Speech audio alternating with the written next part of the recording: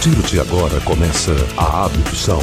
Crônicas Marcianas, com Roger Roblenno. Salve, marciano e marciana, que às vezes destoam e estragam esse planeta. Sejam bem-vindos em clima de carnaval, né? E a chuva que caiu hoje, hein? Rapaz, para chegar aqui na TV foi complicado. Eu acompanhei pelas câmeras do Vejo ao Vivo, né, que é parceira da TV da cidade aqui. A gente acompanhou as câmeras lá, muitos trechos pararam, a gente acabou dando uma volta, conseguiu chegar, graças a Deus estamos aqui para transmitir e levar a vocês mais um programa do Crônicas. Para você que participa via Twitter, entre lá, www.ascronicasmarcianas.com, faça sua pergunta, tá em casa ali tranquilão, tal. Então, seja bem-vindo. E hoje o prazer de receber... O pessoal fica falando que eu não gosto do PT, que eu não sei o quê. Mentira, eu tenho amigos petistas. Eu não gosto é de petralha. Daquele cara que vai lá e fala um monte de coisa porque ele viu, mandaram ele falar e ele acaba falando isso. Então tem alguns cidadãos aí, até que eu andei cortando da minha lista lá, que não permite. Pega a bola é minha e ninguém joga mais, né? Tem essa brincadeira sempre, né? Mas enfim, deixando esse papo de lado, é um prazer, é uma honra de receber aqui Adilson Mariano. Tudo bom, meu irmão? Tudo bom, Roger. Como é que prazer tá? estar aqui. Pô, prazer todo meu. Eu pedi pro Cris abaixar um pouquinho o som aqui do estúdio da música, pra gente poder conversar legal. Adilson, é uma longa trajetória que eu me lembro do você. Lá atrás, em 96, quando a gente fez uma campanha lá na casa de um simpatizante, lá numa churrasqueira, né? Fechamos tudo aquilo de madeira. Ana Maria Rosa. Isso, ali no Parque de França. Parque de França. Máximo, Edson Máximo. De lá pra cá, o que mudou, Adilson? Conta pra gente um pouco aí dessa trajetória tua aí. Pois é, isso foi em 96, né? A gente não chegou naquela oportunidade. Concorremos, mas não chegamos. Mas naquela oportunidade eu fiquei em quarto suplente, e aí na época o Assis foi eleito com o Juca. Com o Juca, isso. Os dois companheiros se elegeram, e aí convidaram a gente para trabalhar com eles na assessoria. Aí a gente foi trabalhar com eles. Em 2000 fomos candidatos novamente, e aí fomos eleitos aí vereador no primeiro mandato. Ou seja, ali já na primeira tentativa, ou seja, em 96, você já percebeu foi que era... Foi a segunda ali já. Ah, 96 foi a segunda? Eu fui em 92. Mas que idade que você tinha ali na... Ali eu estava com 26. Eu fui candidato com 22 em 92. E aí em 96, porque não é fácil se eleger vereador, né? E a gente tem uma trajetória de comunidade, né? E então foi duas oportunidades que a gente ser candidato, e na terceira então conseguimos a eleição. É aí que o cara percebe que há possibilidade. Vamos supor, se você vai lá, você tem um trabalho, um projeto tal, político, um projeto social tal, aí você vai, olha, pô, tenta a primeira vez, aí você vê o número, aí você tenta uma segunda, não consegue. Tem que estar sempre tentando, ou você acha que ali já é um termômetro pro cara dizer, olha, bicho, segue outro caminho que não é pra vocês? Olha, esse negócio veio muito natural na minha vida, né? Porque eu nasci no meio político. Meu pai é fundador do PT e eu acompanhei a fundação do partido, acompanhando os meus pais nas reuniões, e aí fui me inserindo, participando na comunidade, grupo de jovens na igreja, que a gente sempre militou. Depois fui metalúrgico, trabalhei por 13 anos na Metalúrgica Duque, e dentro da Metalúrgica Duque eu acabei entrando no sindicato. Porque o meu pai também tinha uma vida sindical forte, ele fez oposições aí na construção civil, e a gente acaba seguindo os passos. E aí fui para a eleição sindical, nós ganhamos a eleição em 88, 89 então entramos no sindicato, fiquei até 97, né? E quando assumiu então os dois companheiros, o Juca e o Assis, no PT, daí convidaram a gente para participar, então daí eu saí do sindicato e fui então para a vida política, né? Agora, é muito difícil dizer assim, tu acredita nas coisas, então a gente tem um sonho de entrar na política para tentar melhorar, mudar as coisas. E por esse sonho, né, por essa perspectiva é que tu acaba participando, disputando, e aí faz a primeira disputa, tu recebe um número de votos, faz a segunda, amplia. Vai para a terceira. Quer dizer que está surtindo efeito, ou seja... tudo é construído, até né? quando nos bastidores, agora antes de entrar o programa no ar, até o Rex tinha comentado a respeito de... você não é apresentador, você não tem programa, você... Exatamente. Porque já está tão habituado, falou assim, não, aí que a gente comentou da vitrine, né? O cara tem uma vitrine, tem uma projeção, projetou o nome. Quem no teu caso, não. No teu tá? caso foi ali com o pessoal... Foi na comunidade mesmo. Na comunidade mesmo. A militância na comunidade, na igreja mesmo, no grupo de jovens, aí também uma participação no movimento popular, movimento sindical, partido, ou seja, veio tudo meio que naturalmente, né? E a gente foi se construindo e tinha um desejo de mudar, de ajudar, a contribuir com a mudança das coisas. Hoje a gente vê que não tem poder nenhum de mudar. Não é tão fácil assim. Mas a mudança, eu acho que é ajudar a partir da unidade, da organização, conscientizando as pessoas de que para mudar não tem salvador da pátria, não vai ter um sujeito que vai resolver o problema. Coletivamente a gente se organizar, se unir para fazer as transformações de modo coletivo. Como é que você vê? Você é do PT, Partido dos Trabalhadores.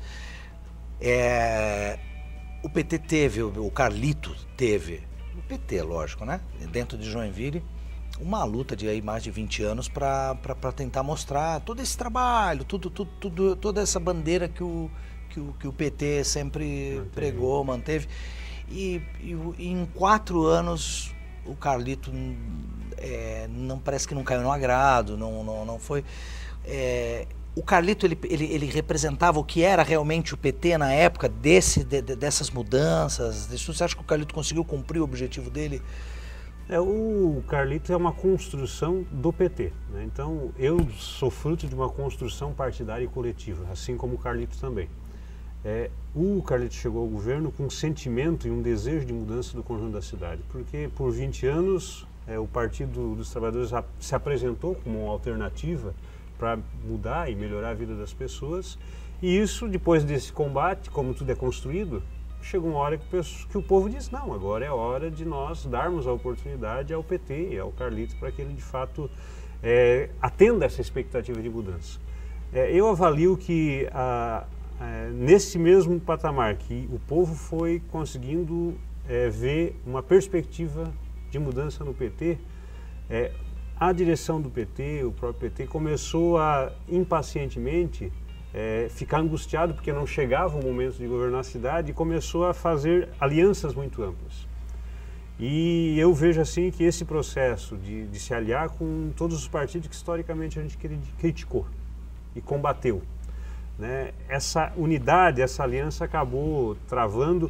Por outro lado, também um distanciamento dessa base social. Porque a gente vê, sempre teve a briga do PMDB. Em Joinville, lá no governo federal, tem a parceria com a aliança com o PMDB.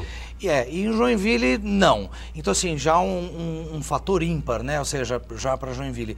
Aí a gente viu, eu que acompanhei a trajetória por muito tempo do Carlito, eu falei assim, nossa, parece que ele desperdiçou uma oportunidade, e isso gerou até um certo desgaste dentro do partido. Hoje você é o presidente do... Sim, fui eleito no último processo de eleição interna. Existia um uhul lá dentro, um I feel good. Você chegou a cantar assim, olhar no espelho e... Porque o que eu percebi, desculpa a brincadeira, mas o que eu percebi é que por todo esse desgaste que sofreu o PT aqui em Joinville, que precisava dar um chacoalhão ali, deixar aquela poeira cair e vir algo novo. E você, pelo que eu percebi, você é essa mudança do PT aqui dentro de Joinville. Eu acho que com certeza tem esse elemento, né? A militância, os petistas, eles apostaram num projeto, num nome, ajudaram a construir esse nome. Esse nome foi reconhecido pela população como uma perspectiva de mudança, levou esse nome do partido ao governo. E por conta das alianças, por conta do distanciamento, tanto da base partidária como do conjunto da população, esse nome acabou se desgastando e desgastando também o partido. Porque falava que o PT tinha alas, né? Não, o Mariano pertence de uma outra ala, fulano pertence de uma outra ala. Eu me lembro até quando eu levei o Urich lá no programa, quando era no apartamento. Para quem não sabe, ele era, não sei se ele ainda está, porque eu já perdi até o contato, ele era presidente do sindicato, né? Do Sinserge, né? Do Sinserge. Ele continua, né? Continua. E eu me lembro que ele se posicionou assim, ele falou, poxa, imagina, ele é do PT, ele ia cobrar coisas do governo na época do Carlito, e ele falava que sentava na mesa e falava assim, era impressionante, o cara não olhava nem nos meus olhos, todos os assessores dele em volta falando comigo e ele não.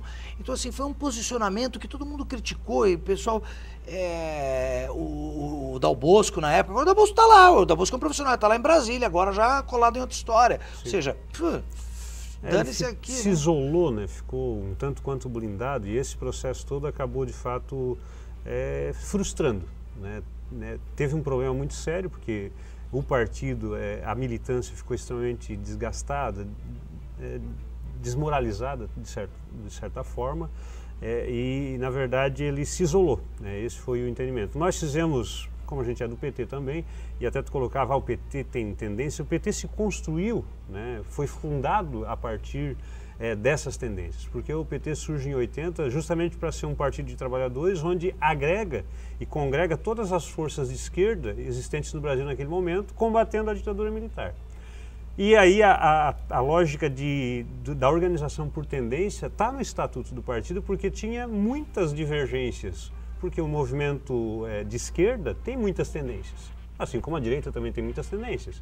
E aí o PT foi uma experiência importante de um partido operário independente que agregou todos esses movimentos de esquerda, de diferentes tendências, e para ser possível, esse partido se criou estatutariamente o direito de tendência, onde se diverge, se discute, e inclusive eu vejo isso como algo que fez com que o PT crescesse muito, né, e se tornou aí o maior partido da América Latina. Só que as divergências, elas continuam hoje ainda, e a posição que a gente defende, eu tenho uma tendência que é a esquerda marxista, eu sou marxista, defendo o socialismo como um sistema que eu entendo como o mais adequado, que pode vir a dar, de fato, um futuro de felicidade para todos. Tem um exemplo de socialismo funcional hoje em dia no não mundo? Tem, hoje o mundo é capitalista, né? Nós tivemos uma experiência que foi a mais... Você acha ainda que é possível chegar a uma situação socialista, um país conseguir... Primeiro que você não consegue construir socialismo num só país. Assim como o capitalismo é global, o socialismo, para que ele de fato chegue a ser o que está escrito, o que é a teoria, ele precisa ser também global. Ele precisa ser um sistema que de fato governe o planeta. E o socialismo, ele tem bases muito diferentes do capitalismo, né? Eu sou anticapitalista, odeio a exploração. Come McDonald's, essas coisas? Comer todo mundo come. O que a gente trata é da questão da exploração. Nós vemos o capitalismo é um sistema de exploração que vive do lucro. A McDonald's explora os moleque lá, né? Exatamente. Então, quer dizer, o socialismo, a perspectiva que a gente vê é que quem produz a riqueza tem acesso a essa riqueza, não seja explorado, né? Produz toda a riqueza e não tem acesso a ela.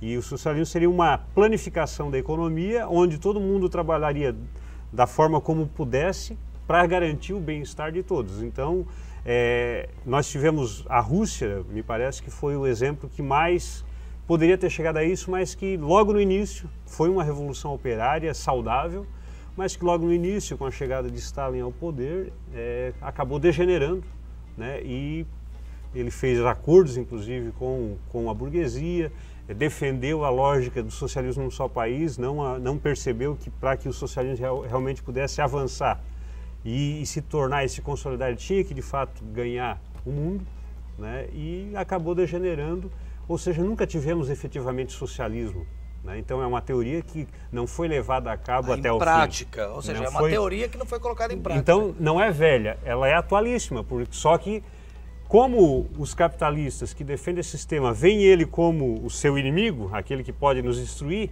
demoniza e destrói e distorce o que aconteceu. O que teve na Rússia não foi socialismo, teve um período saudável, mas depois degenerou por conta da burocracia. E não corre o risco, o Brasil, por exemplo, entrando nesse sistema, de correr o risco de haver o mesmo desgaste, de haver como teve na Rússia, e seguir para o mesmo caminho?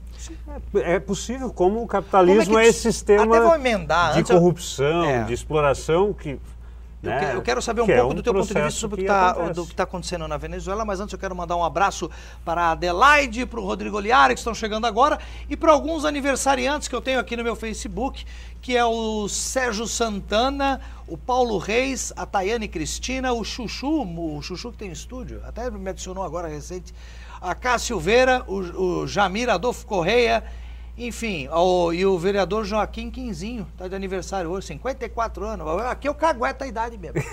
Estão de aniversário, parabéns para vocês que estão de aniversário e as pessoas que acompanham aqui o Crônicas ao vivo. Então, qual que é a posição do Adilson Mariano com os acontecimentos lá na Venezuela? Como é que você está vendo isso? Eu Eu sou favorável a todo o processo que acontece lá, que tem problemas, muitos problemas, mas lá tem um problema muito sério que está à beira de uma guerra civil, né? Uma guerra civil, onde nós temos... Você me comentou isso ali antes, eu acho, foi a primeira pessoa que... O país literalmente está dividido, né? E eu tenho uma assessora minha, uma ex-assessora minha que ficou um tempo lá no gabinete, que ela ficou 2 anos na Venezuela, então ela morou lá por 2 anos. E lá é muito comum assim, tu pegar o proprietário de uma empresa e dizer que esse governo não é nosso, e que daí o peão lá que está trabalhando diz, é o nosso. Ou seja, na Venezuela o negócio está, de fato, tem a luta de classe lá que está estabelecida e tem os lados. O Chávez, o povo exige dele medidas mais ágeis e rápidas para resolver o problema, mas ele não quer romper com o processo da democracia, né? E não avançava tanto que fazia referendo de monte lá. Eu tive 2 vezes na Venezuela. É um absurdo que eu vi naquelas TVs da Venezuela privadas, onde os caras chamam o cara de louco. Organizaram o golpe em 2002, tem um filme inclusive sobre isso, A Revolução Não Será Televisionada. Então lá é um processo de fato de beira de guerra civil, e é de fato a luta de classe estabelecida, né? Onde o povo está de um lado e a pequena burguesia, né, está de outro. Né? Essa é a visão que eu tenho, porque estive lá e acompanhei minimamente essa situação. E não tem jeito, né? Se o Maduro não fizer a revolução... Eu acho que eu não entendi. Essas pessoas que estão na rua hoje lutando por mudanças são os burgueses? Tem uma pequena burguesia radicalizada que está contra o governo do Maduro. Porque o que a gente vê nas imagens ali é muita gente, não é possível que aquele lugar está cheio de burguês assim. Então, burgueses, pequenos burgueses, né? Então o país está dividido, né? E quem tá faltando tem minimamente papel higiênico, os caras não estão fazendo quem controla fila, isso? Fazendo fila. Quem controla o papel higiênico tem que entender isso. Há um boicote e aí o problema do governo que não avança. Por quê? Tem que fazer a revolução. Os caras estão tirando a mercadoria para criar o caos. Tem que ir lá e expropriar. Uma outra situação que eu vi, que foi divulgada, porque como eu te falei... Quem controla as mercadorias o mercado privado. Eu tenho amigos na Venezuela que eles estavam, até isso foi televisionado, foi passado para o mundo, eles entraram nas fábricas e confiscaram as mercadorias das pessoas que eram de fora. O governo incentivou o saque. Você acha que isso é correto? Porque até então não havia boicote. Então, no momento, por exemplo, se você está lá, defendeu, você construiu, tua família construiu um patrimônio e deixou para você, e você mantém aquele patrimônio, imagina o governo chegar lá e falar assim, ó, vai lá e toma desse cara, porque esse cara aí é um burguês, vai lá e rouba a mercadoria dele, é fruto do trabalho dele. Aqui não aconteceu isso, não acontece isso lá, e esse é o problema. Eles invadiram, o governo instigou as pessoas a saquearem, o governo... A população não está tendo gêneros de primeira necessidade, o governo não controla a distribuição de alimentos, agora é que ele começa a construir algumas distribuições estatais. Quem controla são o governo queria dar preço nas coisas. Como é que você pode pôr preço no produto dos outros? Mas é a lógica do sistema que está em xeque lá. Tem uma realidade capitalista e uma perspectiva de tentar avançar o socialismo. Só que não avança, porque o governo também não toma medida e o povo cobra isso, o povo trabalhador. Então, eu acho muito invasiva e muito... Como é que se diz? É muito autoritária você chegar para uma empresa, o cara viu, pô, eu fiquei impressionado, o cara chorando, era a empresa deles, entraram lá, levaram o cara preso por o cara não ter feito nada, porque ele falaram assim, não, o teu produto não pode ser vendido por esse preço e você vai ter que baixar ele, e o cara se sentiu acuado. Então assim, eu vejo que há 2 extremos ali, né? Eu até concordo com o que você diz, em relação a isso, de poder haver um boicote nas mercadorias e tal, mas a gente, quando você vê um mar de gente saindo na rua, não é possível que esse mar de gente esteja errado, porque o governo... Mas tem dos 2 lados. Agora o grande problema qual é? A mídia mostra. Separar o joio do trigo. O que mídia que mostra? Lá tem um problema, tem uma revolução em andamento. É uma revolução em andamento. A burguesia fez a sua revolução. Você acha que a Argentina está indo para o mesmo caminho? Olha, eu não tenho acompanhado muito ali, mas é um processo, acho que diferente. Na verdade, parece que a América Latina está num certo fervor, numa ebulição. Sim, o movimento, a América Latina foi à esquerda, só que qual é o problema? Essas esquerdas, o povo colocou, só que elas não vão e levam até o fim a transformação, porque não querem romper com o modelo capitalista. Né? Quem é socialista, bom, eu não quero mais capitalismo, eu tenho que ir lá, eu tenho que expropriar a propriedade privada dos grandes meios de produção. Não é o cara da quitanda, não é o cara da... Agora, os grandes meios de produção que são determinantes, os bancos, lá, os grandes mercados que distribuem alimentação fazem boicote para o povo ficar ferrado sem alimentação e questionar o governo. O governo, medidas muito frágeis, estatiza uma aqui, mas não é suficiente para atender a demanda que a população precisa. E lá, bom, a mídia privada mostra uma parte do povo que está na rua. E a outra? E lá, então, se tu não entender que lá existe um processo de revolução em andamento, e que tem dois lados, né? O lado do povo que quer que avance a revolução para que de fato tome o poder e para eles. E o outro lado não quer. Quer que continue como sempre foi. Então, se você não ter claro o processo que existe lá de uma revolução em andamento, tu não vai entender. E aí, esse exemplo que a Maritânia, que trabalhou, que ficou 2 anos na Venezuela, nos trouxe lá, é muito interessante. Porque onde o dono da propriedade privada diz, esse não é o nosso governo, e o peão diz, esse é o nosso. Ou seja, está claro que existe um processo de luta de classe acirrado, onde as classes estão em disputa para ver quem vai, de fato, governar e controlar, ao fim e ao cabo, aquele país. E, evidentemente, que a Venezuela vivendo essa situação, as forças externas também agem. Lógico. O governo americano... Já tem navios russos ali, já em pontos Então, esse é o processo da luta de classe. Pelo interesse, lógico, porque se ali não tivesse... Você já viu alguém fazer, por exemplo, vacina contra o mal de Chagas? Sim. Por quê? Porque é doença de pobre, só dá no mato. Por que eu vou empenhar pesquisa, milhões, para ajudar um monte de pobre? Então, é lógico, quando a gente percebe dessa maneira, quando existe, deixam... Pessoal, que a gente estava comentando aqui, o posicionamento político, aqueles testes que eu te falei, que você faz na internet para ver o teu posicionamento político, é para aquilo que você vê que é certo, que é... Então, assim, você tem uma tendência, como você falou, às vezes, de ir para um lado, como você tem, às vezes, por outro. Eu acho que a pessoa tem o direito de construir o seu patrimônio e se ele quiser ter 3 barcos, se ele quiser ter... Eu nunca...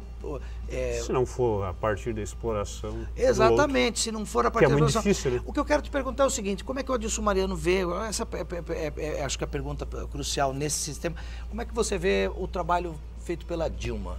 Se é que ela faz alguma coisa, se ela não tem alguém falando para ela fazer, como é que você vê o trabalho dela como governanta do país? O PT nasceu como um partido socialista. No decorrer da sua história, né, isso foi se perdendo. Por quê? Porque para chegar ao governo começou a haver o quê? As coalizões. Para chegar ao poder começou a abandonar a linha do programa do PT e adotar a linha de coalizão com aqueles partidos que historicamente a gente questionou. Então hoje o governo Dilma é um governo que não tem perspectiva de transformação social do sistema.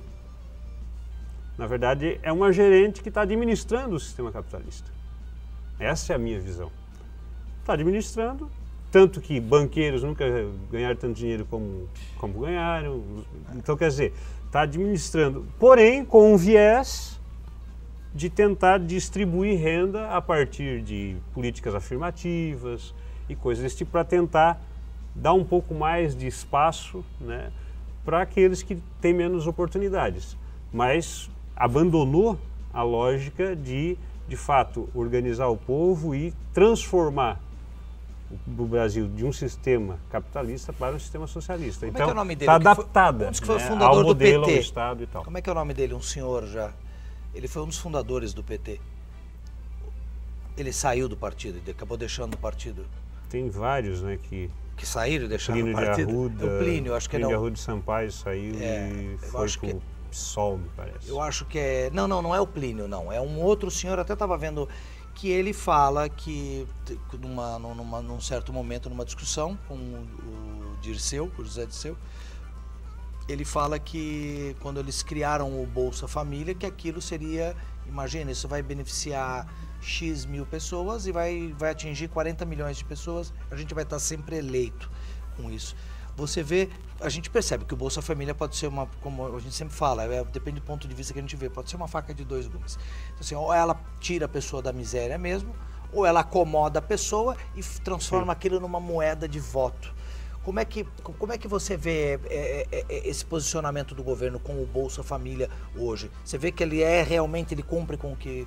A nossa posição, né, eu faço parte de uma organização, esquerda marxista, nós temos uma posição contrária às políticas afirmativas. Né, porque, de fato, elas não transformam as coisas, elas não mudam a realidade. Tem um caráter de acomodar. Assim como nós temos uma posição contrária, por exemplo, à política de cotas. Porque nós somos pela universalização de direitos. Nós não achamos que alguns negros têm que ter direito e outros não. Alguns pobres têm que ter direito e outros não. Nós achamos que serviço público, todos nós pagamos impostos. E, portanto, o serviço público tem que ser para todos. Tem que ser universal. E isso não é socialista. Isso é a República que sempre defendeu isso. Mas, no entanto, não aplica, porque, de fato, no capitalismo não vai conseguir, o sistema capitalista não vai dar conta de atender mesmo as tarefas democráticas, ele não dá conta. Não faz reforma agrária, né, não garante ensino, saúde para todos. Né, então, é um problema isso. Né, e, de fato, as políticas afirmativas, elas são um problema. Sempre trabalham assim. Porque não, a tinha lei uma mundial diz que tem que ter um médico para cada 1000 habitantes. Aí o cara vai lá e põe um médico para cada 1000 mesmo, certinho. Sempre no limite. Seja, sempre trabalhando no limite. Quando chega no limite. Né? Quando chega no limite. Ou seja, estão sempre trabalhando nessa questão. E eu vi essa semana, navegando pela internet, eu vi algumas cidades que pegaram a verba do carnaval e aplicaram em outras coisas. Não fizeram carnaval. Eu acho que toda festa é válida, lógico. O pessoal tem direito a se divertir. Tem que ter cuidado também, porque é muito de demagogia também. Exatamente, né? mas Porque assim, mas vamos primeiro resolver... aquele dinheirinho do carnaval lá, do ponto de vista do que precisa para a saúde... Às vezes não simboliza nada, mas para uma cidade pequena, às vezes, pô, o cara pode... Politicamente dá um efeito de marketing fenomenal. Mas assim, às vezes você vê lá, pô, o cara precisa lá de botar mais 30 macas para não pôr o pessoal no corredor, e esse dinheiro permitiria comprar essas macas. É a questão da prioridade. Né? Da prioridade. Então assim, quando eu vejo, você fala, pô, o cara colocou, tem, por isso que eu falo, tudo tem um dos dois lados, você pode interpretar pelas duas maneiras. Isso aí o cara, como você falou, o cara tá querendo se beneficiar com isso, porque sempre falam, não, tem que entender que verba para esporte é para o esporte, verba para... Então tá, se eu fosse, podia me levar em cana, mas se eu fosse o prefeito, eu falo, não, eu vou pegar esse dinheiro, eu vou pôr no esporte, eu ia pegar esse dinheiro, falar, dá esse dinheiro aqui, ia pôr lá na saúde ou na educação entendeu? E depois vocês me processam, faz o que quiser, mas vou resolver isso aí. Mas isso seria alguém que estivesse preocupado com o povo. E realmente quisesse resolver o problema. Nossos políticos não estão preocupados com tem que ver com que eles estão amarrados. Né? Quem financiou a campanha deles? Você é a favor deles? Da Copa do Mundo, da Copa ser feita da maneira como está sendo feita? Aí nós temos que ver a questão da prioridade. Por exemplo, vamos discutir o orçamento da União. Né? Eu acho um absurdo que do total da riqueza que o nosso país produz todos os anos, que a gente pegue 48% e bote para pagar juros e encargo da dívida. 48% da riqueza produzida de um ano do nosso povo vai para pagar juros e encargos de uma dívida que, se a gente for fazer uma auditoria dessa dívida, ela não existe. É uma vergonha, é um roubo, é um instrumento de controle do imperialismo, para manter o controle e manter a gente com uma economia dominada. E o próprio Congresso já fez CPI, observou e verificou isso, mas ninguém bota o dedo nessa ferida, para não contrariar o interesse imperialista. Então, quer dizer, dinheiro tem, né? E muito dinheiro. Está sendo mal distribuído. Pô, a saúde, 4% tem muito vazamento no caminho que vai despejando. Não, o pior, Roger, o pior é que o grande vazamento é tu botar 48% de uma riqueza de um ano na mão do mercado financeiro. Isso porque a corrupção que tanto se fala, a maior corrupção é essa.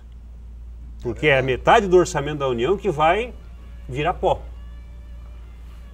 O restante da corrupção que acontece sai da onde? Dos 4% do orçamento que vai para a saúde, dos 3,8% que vai para a educação, para essa nação, sendo que boa parte ainda vai para a iniciativa privada e não para o serviço público. Então vamos discutir com mais seriedade o orçamento da União?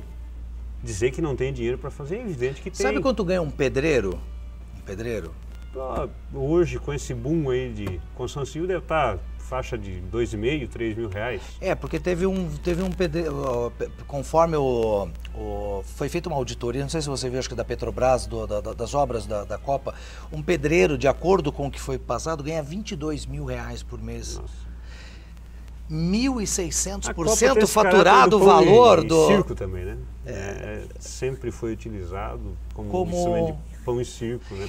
E não te dá uma certa tristeza você ver uma pessoa que segura a mesma bandeira que você, do mesmo partido, tá peitando, a sensação que eu tenho é que a Dilma tá peitando a população quando ela posta alguma coisa no Twitter dela. Não sei se você segue ela no Twitter. Não. Ela posta no Twitter dela assim, a gente já tá concluindo, não sei o quê. Vai ter Copa. Ela bota lá, vai ter Copa, porque o pessoal tá falando que não vai ter Copa. Eu acho que, agora que já investiu, vai ter que ter Copa, lógico. Daí seria muita demagogia. Nós não temos problema com a Copa, agora nós precisava ter saúde, educação, transporte para todos. E aí o julho, né, os movimentos de junho e julho são sintomáticos, porque o povo vai às ruas para exigir isso. Quer transporte, quer saúde, quer educação, quer serviços públicos. Né? E, no entanto, não tem. Você não acha que devia ter o parlamentarismo no Brasil? Eu sou socialista, né, Roger? Então eu não vejo solução para o modelo capitalista. Pode botar parlamentarismo, não tem jeito. Porque o sistema capitalista é um sistema baseado na exploração e a corrupção está intrínseca ao capitalismo. Por quê? Porque no capitalismo que se dá bem que tem dinheiro. E aí, para ter dinheiro, os caras... Então seria a maior evolução do socialismo foi a abolição da escravatura. Seria uma... Porque na época nem não recebiam, né? Mas a gente percebe... Isso não foi medida socialista, foi uma medida republicana. Né? Republicana. Aí o que a gente percebe é que hoje... Um cortador de cana, na época da escravidão, ele tinha lá o alojamento, não sei o quê. Hoje o cara tem que pagar pelo alojamento, pagar pela comida, pagar pelo não sei o quê. E Pro capital foi interessante o assalariado, porque quando tem a escravidão, tu é propriedade do senhor. Então, esse cara, para que esse escravo seja produtivo, ele tem que garantir saúde, tem que garantir comida pro cara, moradia e tal. O que o capitalismo faz? Compra a tua força de trabalho, paga o que o mercado disser que paga, e paga-se muito pouco. Quem dita o valor do mercado é o sindicato hoje em dia, não é? Não, o que dita é o modelo, é o sistema capitalista, é quanto que paga. E aí, claro, tem vários elementos. Mas o sindicato não está lá para dizer, opa, peraí, não. Mas tem outros elementos que envolvem isso. Por exemplo, se tu tem uma situação de desemprego, o sindicato faz o quê? Tá um monte de gente desempregada, o sindicato vai determinar o quê? O sindicato não consegue determinar nada. Agora, o sindicato é um instrumento, uma ferramenta da classe trabalhadora para quê? Para organizar a classe, conseguir ter unidade e força para contrapor o interesse do capital. Quer dizer, não, se não der isso, eu cruzo os braços, eu não trabalho, tu não vai ter o teu lucro, porque tu não quer me dar o mínimo para mim sobreviver. Então, quer dizer, o sindicato é uma ferramenta importante, mas ele precisa organizar a classe para unir e ter forças para contrapor. Seria o sindicato dizer quanto que o cara tem que ganhar produzindo aquela mercadoria. Vou pedir um pouquinho de intervalo agora, vou trazer um pouquinho de música do Rex Johnson, ladies and gentlemen. Vai lá, Rex, em clima de carnaval, vamos destoar tudo que tem de carnaval, que aqui é blues mesmo, pessoal.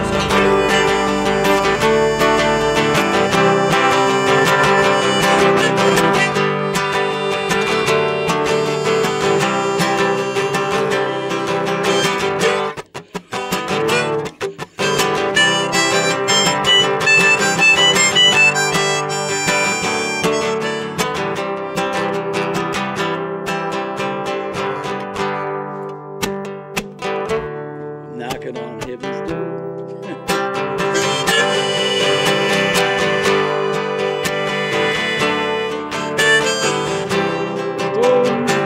Bagunça de sentimentos hoje, então.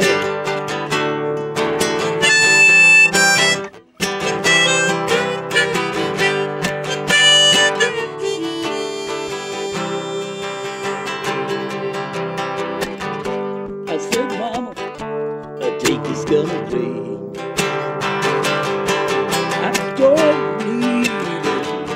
I don't need it anymore. I've got the big black cloud coming down on me, and I feel like I'm knocking on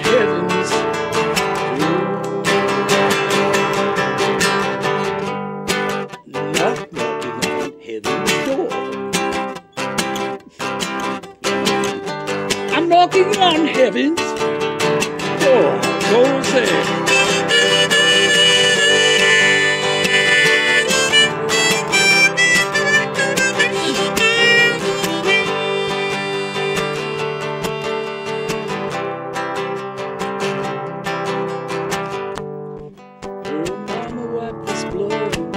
Tires de sangue de mi cara.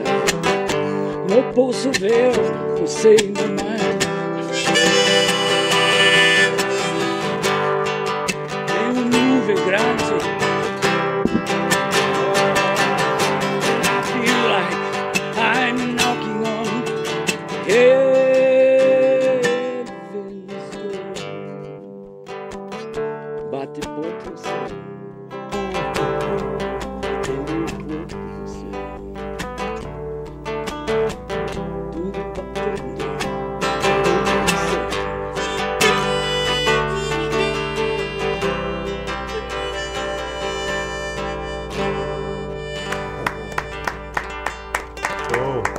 Nossa, olha aqui, Rex, olha só.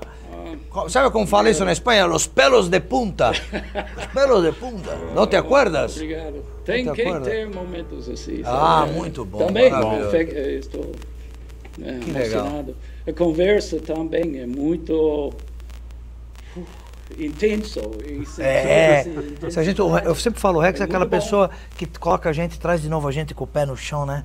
A gente às vezes dá uma... Quem tá entrando aqui, deixando um abraço pra você, o Robson Benta, dizendo muito bom o posicionamento do Mariano, tá vendo? Ele tava comentando sobre o Robson Benta. Ele tá aqui, até me mandou uma mensagem em inbox, é maravilhoso. O Benta vai estrear um programa em breve aqui sobre cinema, vai ser bem bacana ter ele por aqui. Eu estive entrevistando ele um tempo atrás aqui também, algumas semanas atrás. Tá aqui um abraço então pro Robson Benta participando, as pessoas que estão, o Rodrigo Oliar também já entrando aqui no chat. Pena que o programa, o espaço é pequeno, mas então, a gente tava falando isso. Sobre a Dilma, eu vejo assim, olha, ela, não sei, parece que ela tem um trato meio com as pessoas fora da realidade. A gente vê os pronunciamentos dela sempre são distorcidos, as pessoas, até mostraram a mulher que faz a tradução simultânea, os fones, não conseguia traduzir o que ela estava falando porque perdia o nexo das coisas que ela falava, não sei se é o nervosismo ou tal, mas resumindo, a gente percebe uma falta de preparo ali. É que a Dilma não é o Lula, né? O Lula é um companheiro sindicalista, articulado, né? Muito bom de discurso, vai direto ao ponto, simples. A Dilma tem um caráter mais técnico, então acaba dando muita volta, não tem a mesma praticidade, né? e capacidade de dialogar com o povo em especial, como tem o Lula, até por conta da sua história, né? Da sua formação política. Então, não é impossível comparar porque são de matizes diferenciadas, né? Mas eu voto na Dilma, né? Vou continuar votando na Dilma porque entre senão não teria sentido a direita também, né? Eu vou votar na Dilma, né? Você fazendo parte do partido dizer eu tô fora, porque eu já vi gente do PT que fala assim, olha, eu voto na Dilma pela obrigação de ser do partido, mas se mostrar insatisfeito. A gente tem que ter a capacidade de fazer autocrítica, mas tu tem as opções que estão colocadas aí. Vamos fazer um flashback aí. Tem aquele vídeo no ponto, Cris, do Mariano lá Adilson? Quero nossa. Meu Deus, onde é que conseguiu isso, olha a Marinette. Esqueci. A melhoria pela iluminação pública nos bairros. Saúde. Errado, né? A gente não quer só comida. A gente quer comida, não parece, diversão e arte. A música... E a partir de 97 nós vamos governar esta cidade para todo mundo. Eu ainda repeti, assim parecia eu. Pegou justamente isso. Legal. Os trechos são os trechos da época da campanha de 96. Até pra gente fazer um flashback aí. A gente vê que pessoas, como eu estava falando, pessoas que falam assim, nossa, é difícil, mesmo sendo petista, às vezes aceitar certas coisas que são colocadas, né, pela Dilma. você vê que ela está para as eleições agora, como é que está o posicionamento? Você acha que ela leva no primeiro turno, ou vai ter uma briga grande ali? Porque a gente vê que não tem muitos candidatos à altura para concorrer, né? Mas você acha que ela tem, pelo como ela está indo, ela tem chance de voltar? Hoje o quadro que a gente observa é que não tem para ninguém, né? As próprias pesquisas demonstram isso, que ela quem...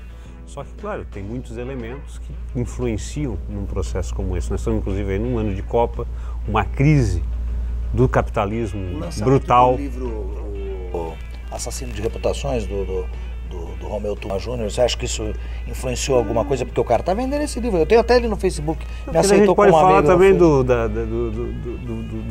Tucano lá, que é a história da privataria, né? Então, quer dizer, livro tem para todos os... chamam de mensalão tucano, né? E aí eles fazem uma correção dizendo, não, o mensalão mineiro, porque foi uma coisa localizada, foi uma coisa lá de Minas, não envolveu o Partido Nacional como envolveu o mensalão a gente PT. Teria que aprofundar muito essa questão do mensalão, porque... Igual falam, não, por isso que eu te falo, são questões... Na prática não existiu o mensalão. O Joaquim Barbosa foi indicado pelo Lula, indicado antes do caso do mensalão. Já os caras que votaram a favor foram indicados pela Dilma, já com o mensalão existindo já o mensalão. Você não acha que fica meio estranho isso? Eu acho que está muito estranho tudo, porque, primeiro, se tu se aprofundar em todo esse processo, primeiro que não existiu o crime de mensalão. O crime Caixa 2. Foi Caixa 2 de campanha. Sim, né? Ninguém comprou deputado para votar o que no Congresso? O que naquele Congresso lá o governo precisava comprar alguém para beneficiar o povo, ou para beneficiar o governo? O povo trabalhador, né, com esse Congresso aí não consegue aprovar nada. As 40 horas semanais estão lá e não avança. O fator previdenciário está lá e não avança. Ou seja, não precisava comprar ninguém, porque os caras só aprovam o que interessa por interesse do capital que está aí. Então, começa por aí. Eu vi um vídeo da revista Retratos do Brasil que diz que o mensalão é um julgamento medieval. E aí coloca primeiro com esse, né? Porque bota o chavão do mensalão, mas que na verdade foi um crime de Caixa 2, né? E que aí vamos fazer um levantamento para ver aonde não tem Caixa 2. Né, nas campanhas por aí. Então começa por aí. Né? Outra coisa, a ausência de provas. Né? Então quer dizer, outra coisa é que alguns processos avançam rápido, outros ficam engavetados. Então eu não tenho acordo nenhum com o que foi feito. Agora esse processo foi extremamente também com 2 pesos e 2 medidas. Né? E agora inclusive começa a se levantar totalmente novamente, aí cai a formação de quadrilha, é o rolo, né? Ou seja, o que é a nossa avaliação enquanto marxista? Né? A burguesia no país está dividida, uma parte da burguesia está em coalizão com o governo do PT para atender os seus interesses. E tem outra parte da burguesia mais radicalizada e que quer retomar o poder para ela, que pode ser visto aí com essas medidas do mensalão, justamente para destruir, né, e tentar retomar a partir de um processo julgando, né, o mensalão do PT, seja, enquanto os outros mensalão estão por aí, ninguém fala nada. Ideologicamente, esse PT que hoje está lá não te representa? Esse PT que está lá é um partido que é uma parte da direção que se aliou com aqueles partidos que historicamente a gente questionou. Eu sou contra a privatização, né? A privatização do Campo de Libras, um escândalo do meu ponto de vista, e com a história do PT. Né? Talvez por isso a direita não tem discurso e não tem candidato, porque em grande medida a política aplicada está muito semelhante. Né? Então, ideologicamente a gente tem essas divergências, mas entre PSDB eu voto Dilma sempre. Lógico, porque, e aquela história também, eu falo, quem é da casa, você tem que apoiar ele, na frente dos outros você tem que apoiar o cara. Depois lá fora, lá atrás, você vai lá e dá um puxão de orelha. Quem tem que se acertar com o Dirceu e companhia é a classe trabalhadora. Né? Não é o STF da burguesia. Nosso tempo estourado, infelizmente, mas eu queria agradecer. Olha, cara, foi assim, bem... O pessoal gostou bastante aqui. Eu até quero mandar um abraço pro Carlos Bispo. Isso não é hora de chegar. E o Joel Gelling também, que entrou agora, falou, põe na rede, mas o programa é na internet. Nós temos também ele falou, não tem o net. Eu falei, não, mas pode ter internet, né? Você acompanha aqui. Meu irmão, de novo, obrigado pela tua presença aqui. Eu quero ver se te trago outra hora pra gente conversar mais sobre isso. É bacana esse papo, porque você consegue esclarecer tendo um ponto de vista diferente do que esses caras que são muito bitolados, que eu chamo dos petralha. Tu não, tu é petista, tu tem uma ideologia. Defende o programa do partido. Tu defende o programa socialista, marxista. Exatamente, é isso aí que é bacana. Mas... Meu irmão, forte abraço. Um abraço. A gente volta a falar. Tá aí. Rex Johnson, obrigado, tuiteiro, internauta, que acompanhou o programa de hoje. Forte abraço, fique com Deus e cuidado nas estradas. Rex Johnson com você.